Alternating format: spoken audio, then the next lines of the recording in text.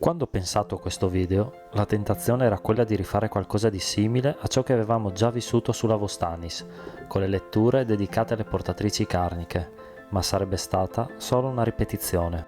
Credo che la forza di un racconto non stia soltanto nelle immagini curate o nei paesaggi spettacolari, ma in ciò che ci mettiamo dentro, nel nostro vissuto, nelle fragilità e nelle domande che portiamo con noi, perché è proprio lì che a volte ognuno può ritrovarsi.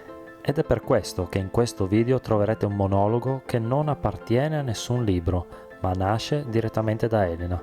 Un pensiero intimo, personale, che parte dai sentieri delle portatrici carniche e arriva fino alle difficoltà delle donne di oggi. Ed è proprio da qui che inizia il suo racconto, con pensieri che meritano di essere ascoltati.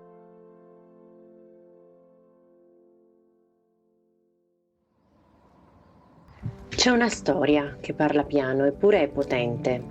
È la storia delle portatrici carniche. Donne che prima che iniziasse la guerra portavano sulle loro spalle dei carichi. Erano le donne di Timau, le donne di Cleulis, le donne di Paluzza. Donne, in seguito, chiamate alla guerra, alcune di esse giovanissime ed altre già mamme, incredibilmente, ma giustamente, passate alla storia come eroine, poiché con coraggio immane, spirito di sacrificio e amor patrio, quotidianamente allungavano il loro passo fino alla prima linea, per portare nelle loro gerle ai soldati generi alimentari, munizioni, vestiario e quanto potesse essere necessario al fronte. Prima di mettere piede su questi sentieri, negli ultimi anni ho letto molto su queste donne. Ho cercato così di far memoria e ad ogni passo non ho potuto che pensare a loro.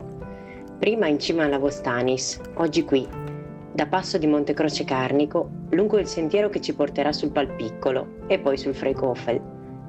Mi sono chiesta quante volte hanno percorso questa strada senza mai fermarsi, sotto la pioggia, sotto la neve, con le loro scarpe, gli scarpezzi.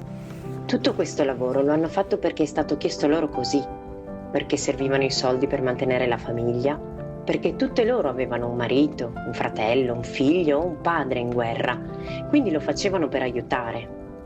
Hanno visto passare tantissimi di loro e li hanno anche riportati giù morti. Hanno agito, forse senza pensarci troppo, perché ci sono cose che si devono fare e basta. E allora ho capito che quei passi erano i loro, ma anche i miei, che quella fatica era fisica, sì, ma anche emotiva. Oggi quella forza vive in altre forme, nelle madri, nelle figlie, nelle donne che ogni giorno si caricano il peso della vita, che lottano, che curano, che resistono, che vanno avanti, sempre. Così penso a quelle donne e ne faccio memoria.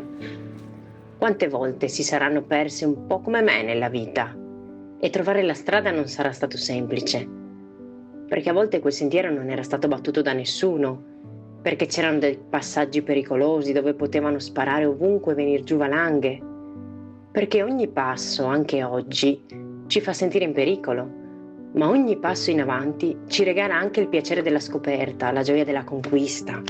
Ci sono sentieri che sembrano autostrade, è facile lì, tutto succede come deve essere. Altri sentieri invece sono impervi, ti franano sotto i piedi, ti fanno scivolare su sassi che non avevi visto, ti sconvolgono per quanto sono irti, che arrivare in cima significa rompere il fiato fino quasi a morire. Ma poi succede che più avanzi e più quella sensazione di fatica sa mettersi sul fondo. No, non scompare, ma non è più così d'intralcio e alla fine te la tieni come una compagna di viaggio. Succede che cominci a sentire forte e irrefrenabile il desiderio di conoscere cosa c'è in cima, dove porta il sentiero, cosa proverai nel momento in cui, arrivato alla meta, sentirai di aver compiuto un cammino che sconosciuto all'inizio è diventato nel percorrerlo. E così la vita accade.